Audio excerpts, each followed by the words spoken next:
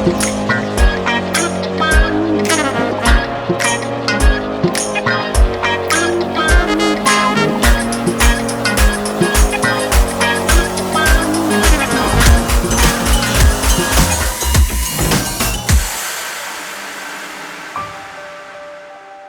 and welcome to the first edition of PAUSE4THREE-RELOADED, the Saturday edition of PAUSE4THREE.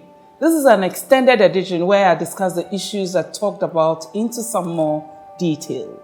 This morning I have with me Miss Nancy, the host of Duvet on GH1. She's also a style coach and contributor to relationship discussions and programs. Welcome, Miss Nancy. It's good to see you. Thank you, How darling. are you doing today? I'm nice. You're my guest for the first edition. Amazing, isn't it? I'm happy to see you. Honored to be on your show. So, I will be discussing with Miss Nancy the pressure society places on women about marriage and childbirth. Nancy is not married and she tells me she gets to be asked about marriage even by friends. So first of all, I'd like to ask you, what is your reaction the moment somebody goes like, when are you getting married? So it depends on who it comes from. If it's family, somebody very close, and I feel the person cares about me, immediately I would know that, oh, the person is wishing well for me, but probably didn't find the right time to have such a discussion with me. But if it's just coming from a random friend or an acquaintance and we're just meeting and in a conversation, you happen to be close enough to me and you want to engage me in a conversation, you want to commence with when I'm getting married, first thing is, okay, he or she is unpolished, uncouth, doesn't know what to say at what time. So you have to know what to say and at what time to say and it. who you even say it to. You see, Obi, there are things we think and we don't say. There are things we say but we don't write. So it's not everything that you think about that you have to speak it. So it may cross your mind, yes, but look at the person, the relationship, the environment, the mood of the person, and know if it's the right time or the right place to commence such a conversation. Sometimes it doesn't come from people outside the family.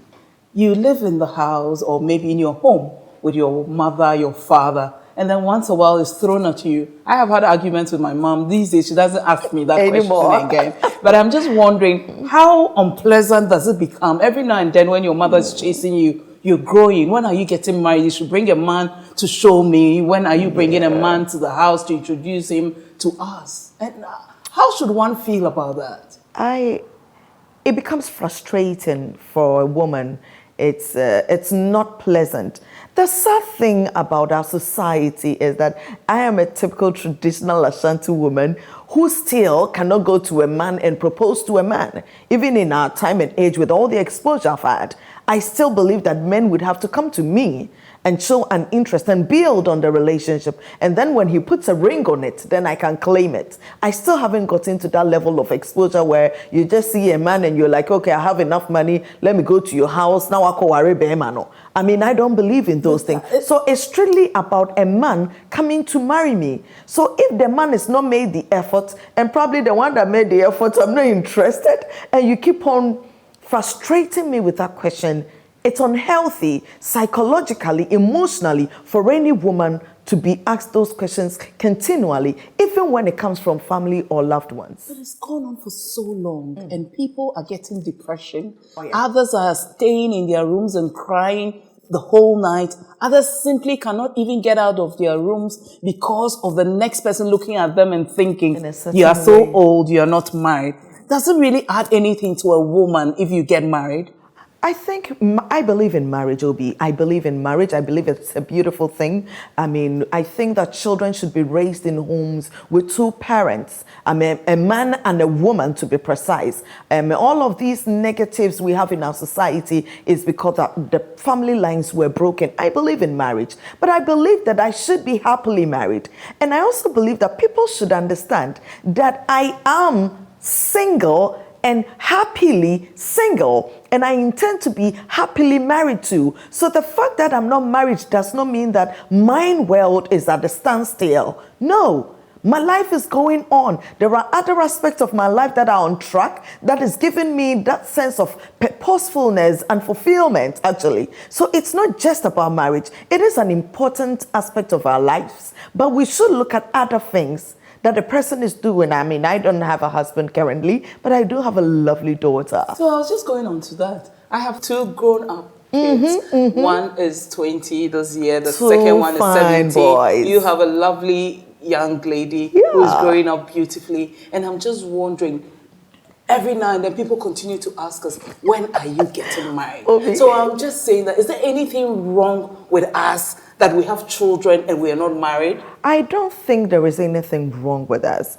And we need to live our lives to the extent that people would accept that we are happy just the way we are. I mean, there are people equally unmarried and they are lamenting. I mean, everything about their lives is frustrating. They cannot. Obi, to be honest with you, there are days that I think I really need a man. Like when my bulb just goes off and there is nobody to fix it for me, then I'm like, goodness, I need a man in my life.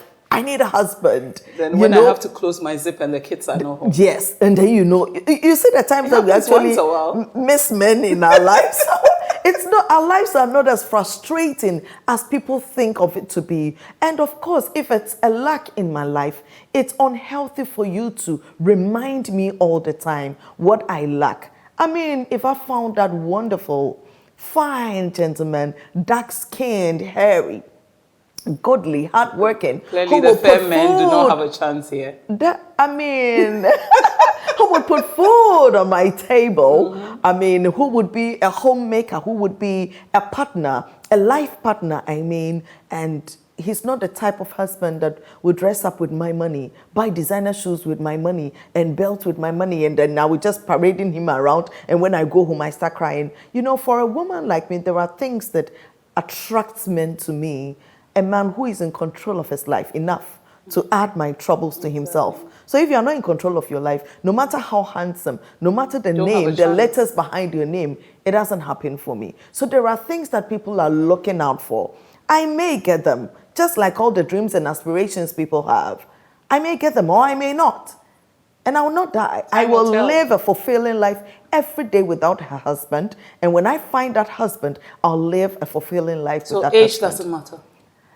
It does matter.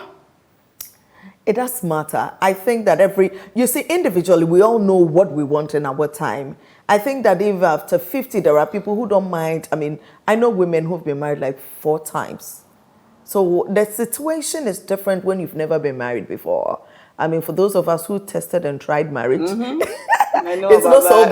bad. Yes, at least we've tested and tried marriage. So it gives us the confidence to say, hey, I have tried it. I think it would be better if I had this. And if I'm not having it, I'm not doing it again. Exactly. Because I don't want to do it again and fail. Exactly. So I want to do it and do it right. So it's about the individual. But how should one go around handling such pressures from society, from family members, from your own parents, and church pastors, reverends, all of these guys who are always asking the same question: when are you getting married? Obi, I remember a very loud television commentator whom I had been having programs with. I was speaking on his platforms, and he realized that I had gotten pregnant. He didn't know my story. He didn't know anything about me, just work-related. And it's like, how can an honorable woman like you have a child out of wedlock? Like, this is an embarrassment. And it he added that? Oh, yes. It wasn't just me in the office. It was about 4 other people in the office. And the Ashanti girl in me who was raised not to disrespect people whilst others looked on didn't respond. I called him later on his phone. He had a nice day. So sometimes we need to call people. We need to let them know that, listen, you have no business saying this to me. It is not right. But how you go about it is the thing. And I always say relationship. So somebody that I speak on your platform, you are not my friend. You're not my family member. You are just an acquaintance, work-related. You have no business talking about my private life. Just because my stomach is protruding for you to say I'm pregnant doesn't mean you should share your opinion on my pregnancy. Exactly. So people should be cultured Even in the Ashanti tradition and all the Ghanaian traditions, there are things you don't even say in public. There are things you don't say to people when other people are looking on, and even timing. So this is not even about external, civilization. Traditionally, there are things that a man or woman is not supposed to do or say to people. You don't just demoralize people, disrespect people in public like that. It's unacceptable. So exactly, it's not about what is said, but it is how it is said. Yes. I want to move on. I want us to talk about being married and not having children. Yaba wa yifo ya che. Na dabe na obewo. Ana esheho. Oh my goodness, Obi. It can be very, very frustrating if you've had friends or family who have had or been in that situation, and people ask you and people ask them. So even when you are close to Obi and everybody is asking about Obi's childbearing, it frustrates you. For you to be frustrated enough, sometimes you want to frustrate the other person too. The parents get frustrated, the parents of the one not having, the in-laws. So if we know the people that we are marrying, their backgrounds, the people close to them, we'll know where we are getting ourselves into. Because in our time and age, how can you have a mother-in-law like that? And if you're a mother-in-law and you are frustrating somebody's daughter because she's not had a child for your son, you are not in vogue. Clearly, it is not your fault. Children are not like grocery that you could just enter that supermarket and pick off the shelves. Yeah. I mean, I know somebody who got pregnant and was like, God, why? I know somebody who needs a child. Why did you give it to me? So it's not everybody that receives this gift that are even prepared for it. And it's not everybody that craves for it, needs it, that actually receives it. It's the world we are in. It's an unfair world. We don't usually get what we deserve. Bad things happen to good people and good things happen to bad people. Amazing, isn't it? Yes, so it's not about the person not trying hard to have a child. Who wouldn't want to have a child? Except for a few people whom I've heard that I'm not interested in being a mother. I've heard that. Once a while you hear that. Yes, you want that though, because it's a beautiful blessing. But some people do not want it. And for those who want it, they crave for it, they need it. You don't need to remind them of their needs. And I'm just thinking that what can you and I do to motivate such people? I think that we have been through it, especially when it comes to making babies and not having a husband, especially for women like you and I. Obi, I think I've come to understand that people just want to talk, whether they have something nice, intelligent or not to say. I think people see you and they just cannot say, hello, how are you? And you say, I'm fine, I'm well. Or people cannot just say, you look well. They would want to look enough to say, you are trimming down. You are putting on weight. You have just one child. Why don't you add another to it? This is your husband. He doesn't stay at home. Even when you have a husband and you have the children, they are worried about the kind of marriage you are having. Whether your husband lives with you in the same house or you live apart, he travels too much, or it's just people. They love to talk. So encourage yourself. Know that this is what I want. Time and chance happens to us all. Eventually it would happen. And even if it's not happening, your today is here. Make the best out of that today and enjoy your today as a single woman. Enjoy your today as a childless couple. Enjoy your life just as it is, because that's what you were given. Make the best out of it. And about the people who are not polished enough to ask us such questions, I think that's why I'm a style coach. I would have to do better by teaching people to say the right things at the right time, knowing their relationships. Does that make your work difficult or easy?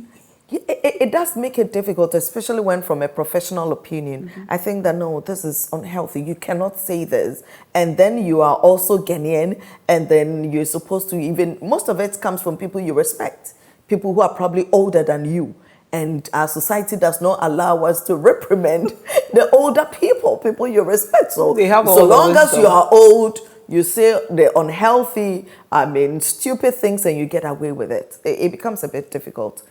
On that note, we are out of here. Thank you very much for watching the first edition of PAUSE4THREE-RELOADED. My first guest is Ms. Nancy, and I'm sure that you enjoyed that discussion. Follow me on Instagram and Facebook at PAUSE4THREE, and on YouTube at Pause for 3 TV. Thank you.